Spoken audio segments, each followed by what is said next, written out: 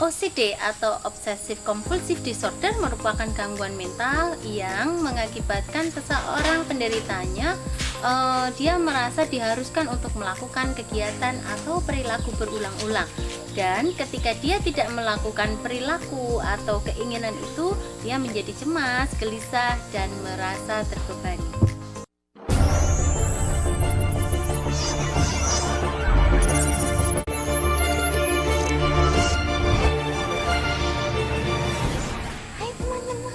Hai teman-teman. Oke, ketemu lagi dengan kami dari Tirto Jiwo Channel, dari Rehabilitasi Jiwa Tirto Jiwo di Kabupaten Purworejo, Jawa Tengah, Indonesia. Teman-teman, hari ini kita akan berbincang bersama tentang OCD atau Obsessive Compulsive Disorder. Seperti yang ramai diberitakan beberapa waktu ini bahwa seorang artis aktor Indonesia itu mengalami obsessive compulsive disorder. Apa tuh OCD itu ya? Jadi gangguan ini sebetulnya banyak diderita dan bisa menimpa dari berbagai kalangan, dan kebetulan saat ini artis, jadi ini dipublikasikan. Apa sebetulnya Obsessive Compulsive Disorder ya, atau disingkat OCD? OCD merupakan gangguan mental yang mengakibatkan penderitanya merasa diharuskan untuk melakukan kegiatan atau perilaku berulang-ulang, di mana perilaku berulang-ulang ini kalau dia tidak melakukan atau melaksanakan, dia akan merasa cemas, merasa khawatir, ataupun takut, dan juga merasa beban di dirinya ya. Dan kondisi ini tentu saja mengakibatkan seseorang akan mengalami gangguan dalam kegiatan sosialnya, ataupun kegiatan belajarnya, ataupun kegiatan produktivitas kerjanya ya. Jadi seperti yang dilansir dari media tentang si aktor ini, bahkan si aktor ini ketika dia harus mengerjakan pekerjaannya, dia harus pulang, karena ketika dia tidak pulang, dia merasa bahwa dia akan cemas dan menjadi takut, sehingga mau tidak mau dia pulang. Sehingga OCD ini memang mengakibatkan penurunan produktivitas, hubungan dengan orang lain, dan juga secara internal ini akan mengakibatkan orang tersebut akan merasa konflik batin ya.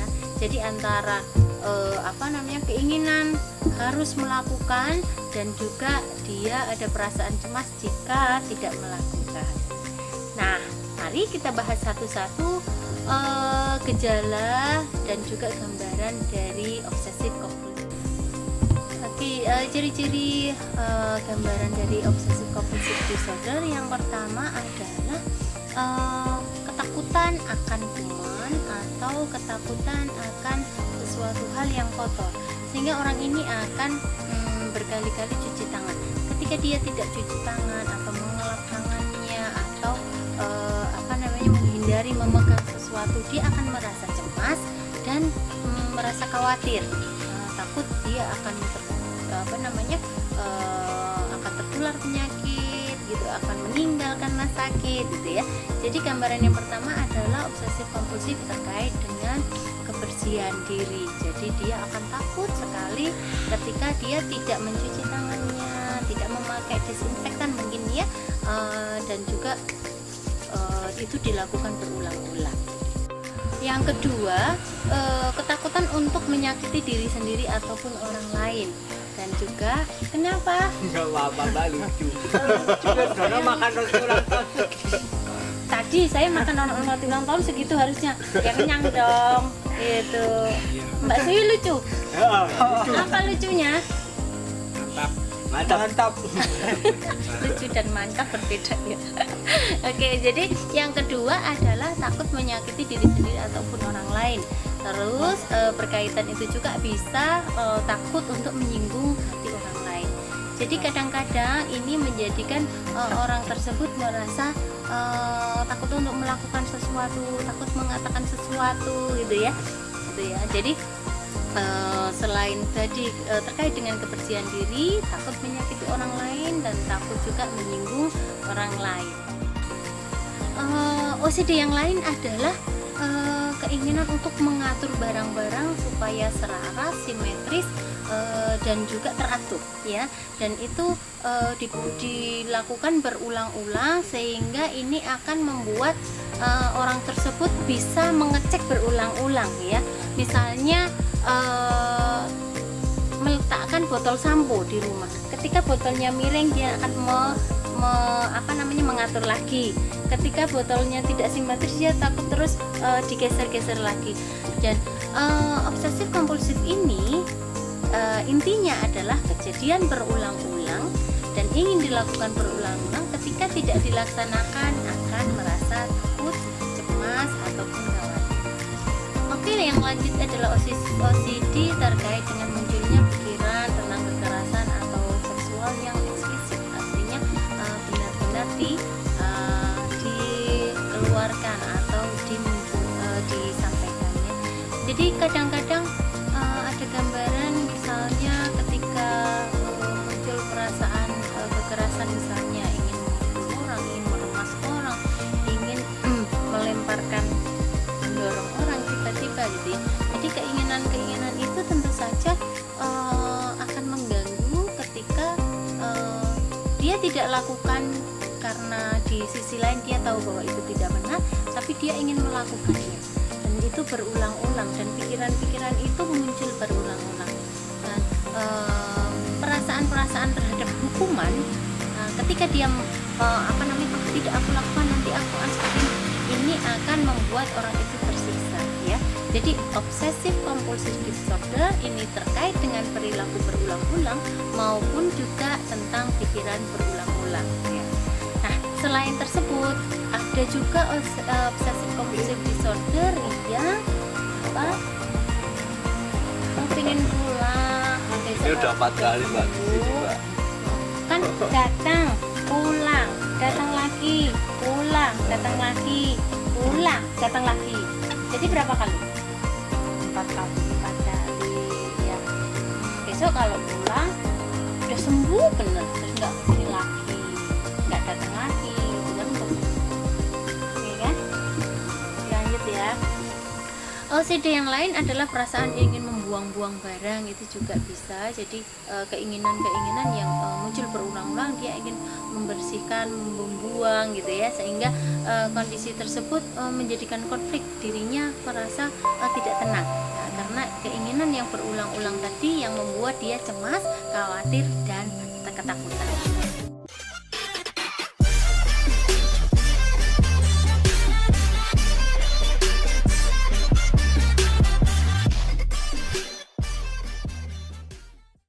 Oke, baik OCD yang berkaitan dengan ketakutan menyakiti orang lain, diri sendiri, mungkin saja memunculkan perilaku dirinya akan memeriksa, menyembunyikan barang-barang yang bisa melukai, memeriksa pisau, terus juga takut akan terjadi kebakaran yang menyakiti, sehingga ketika dia sudah mematikan kompor, dia akan berbalik bolak-balik untuk memastikan kompornya itu sudah mati gitu ya. Jadi OCD ini secara umum dia akan menjadi gangguan ketika kondisinya itu sudah sangat menyiksa si penderita dan dia melakukannya repeat atau kegiatan itu berulang-ulang. Oke, itu tadi gambarannya. Tentu saja Anda perlu memastikan kondisi Anda kepada psikiater untuk memastikan bahwa apakah benar ini OCD atau gangguan perilaku yang lain. Misalnya kondisi yang mirip-mirip, mungkin kekhawatiran yang berlebihan ataupun juga kecenderungan ke arah kecemasan. Ya, tentu saja gangguan-gangguan mental, setiap gangguan tata laksananya, pengobatannya bisa saja berbeda. Oke teman-teman, tetap sehat, selalu perbanyak informasi tentang kesehatan mental dan pemulihan gangguan jiwa supaya Anda bisa turut mendukung kesehatan mental yang lebih baik di Indonesia ya. Jadi tonton terus tayangan kami, jangan lupa like, subscribe, dan berbagi informasi-informasi kami agar informasi yang positif tentang gangguan jiwa, tentang kesehatan mental bisa semakin meluas. Oke, ada yang mau menyampaikan? Ada pesan nggak? Itu mau nyampein apa? Iya, Nggak nyampein apa-apa. Hidup harus seneng gitu. Ada yang mau nyampein? Bang Eman? enggak. Enggak. Aci mau ngomong apa? Ayah pengen pulang. Kesana coba. Ayah aku pengen pulang. Ayah, aku pengen pulang. Ayahnya di mana coba? Tadi masih dapet Ayahnya sudah meninggal toh? di Batam. Tuh, katanya sudah meninggal. Meninggal ya? Udah yang meninggal. Ayah Kapan? Tabrakan. Makan ya Bu? enggak, udah tua meninggalnya. Ya lono. Oh, sakit, bukan tabrakan. Darahnya lagi nih. Terus pengen pulangnya mau ngomong sama siapa nih? Ayahnya udah meninggal. Berarti ngomongnya sama yang masih hidup siapa? Mas Gundul. Mas Gundul itu siapa? Sumartanto. Oh, kakaknya. Udah bilang sama kakaknya. Kakak aku sudah ingin pulang kakak. Aku udah sembuh. Sudah sembuh. Semangatnya udah sembuh, tapi masih sering diem aja. Tadi di pojokan diem nggak mau mandi toh. Kenapa? Aku saya lihat ular Oh, nggak mau mandi, lihat ular di mana? di sana. Kok kalau yang lain nggak lihat? Bukan ular beneran kali. Macan. Oh, malah macan, berubah jadi macan. Oke, Pak Ahmad mau bicara apa? Kalau saya mau bicara ini soal cita-cita. Oh, mau bicara, kucing. Ada kucingnya. Bicara soal cita-cita. Dia, aduh maaf ini ada kucing. Gimana? Di masyarakat itu di desa kami itu disuruh-suruh terus menikah, tapi saya belum ada niat untuk menikah. Dulu saya di sini, ke sini ke Dargajiwo ini, biar supaya semangat hidup menjadi kuat dan bergairah dan cepat mendapat istri. Oh, cepet dapat istri ya. Jadi secara masyarakat itu pengen orang kalau sudah tambah dewasa itu menikah. Jadi sering diingatkan kapan nikah gitu. Iya. Terus jadinya rasanya gimana? Marah gitu.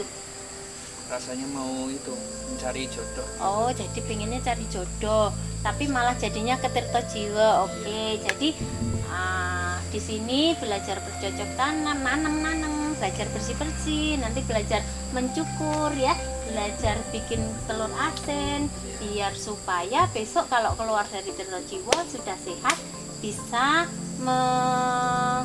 berkegiatan yang bisa menghasilkan uang. Jadi kalau menghasilkan uang nanti bisa untuk modal menikah gitu ya. Iya. Sip. Oke, jadi semangat ya, nanti pulang sehat bisa menikah. Amin. Yang lain bilang Amin. amin. Mohon doanya teman-teman. Ada yang pengen menikah, ada yang pengen pulang, ada yang pengen apa? Kita. Pengen sembuh. Oh, terus pengen apa lagi? Punya kambing yang banyak pengen nggak? Pengen. Oh, punya pengen kambing banyak. Pak Iman ya pengen apa? Ada dua Mbak. Hah? Ada Enggak dua. pengen apa-apa. Sini toh. Pengen apa? Sini. Pengen apa? Pengen apa-apa. Oh, dua apa? Pengen dua itu apa? Makanya. Oh, pengen punya anak dua. Oh, pengen punya anak dua. Kalau punya anak harusnya punya apa dulu? Punya istri, punya kerja gitu ya. Oke, ya jadi beginilah teman-teman, seringkali kita perlu banyak berbincang-bincang untuk menguatkan mereka, melatih mereka untuk berpikir rasional ya, karena dalam alam pikiran mereka tentu saja berbeda. Tapi Pak Awad semangat ya, pengen punya istri. Aminkan ya teman-teman. Amin. Oke, sampai ketemu lagi di lain kesempatan. Terima kasih sudah menyertai kami. Wabillahi taufik walhidayah. Wassalamualaikum warahmatullahi wabarakatuh.